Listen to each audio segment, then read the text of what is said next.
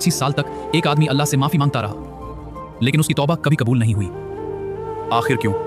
एक बार हजरत मूसा अलैहिस्सलाम सफर पर जा रहे थे। रास्ते में अचानक उनकी नजर एक आदमी पर पड़ी। वो अकेला बैठा था और जोर जोर से रो रहा था। तभी एक परिंदा आया, उसकी चोंच में अंगूर थे। उसने वो अंगूर उस आदमी के सामने रखे और उड़ गया। हजरत मूसा अलैहिस्सलाम ये सब देखकर हैरान हुए। वो उस आदमी के पास गए और पूछा, तुम कौन हो और क्यों रो रहे हो? ए मूसा, मैं बहुत बड़ा गुनहगार हूँ। मैंने अपनी जिंदगी में अनगिनत बुरे काम किए हैं।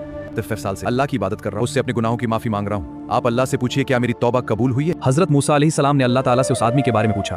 अल्लाह ताला ने फरमाया, ए मूसा, यह बंदा अपनी तौबा में भी खुद गर्ज है। इसने कभी अपने सिवा किसी और का ख्याल नहीं किया, यहाँ तक कि यह परिंदा रोज इसके लिए फल लाता है, लेकिन इसने कभी यह भी नहीं सोचा कि उस परिंदे ने खुद कुछ खाया या नहीं। इसी वजह से इसकी तौबा कबूल नहीं हुई। जब हजरत मूसा अलैहिस्सलाम ने यह बात उसे बताई तो वह और ज्यादा रोने लगा।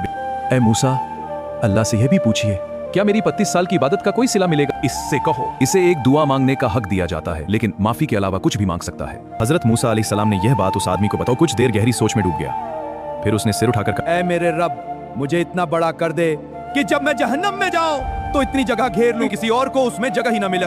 ए मूसा, इससे बता दो इसकी तौबा कबूल हो गई, क्योंकि अब इसने अपने लिए नहीं बल्कि दूसरों को बचाने के लिए सोचा है।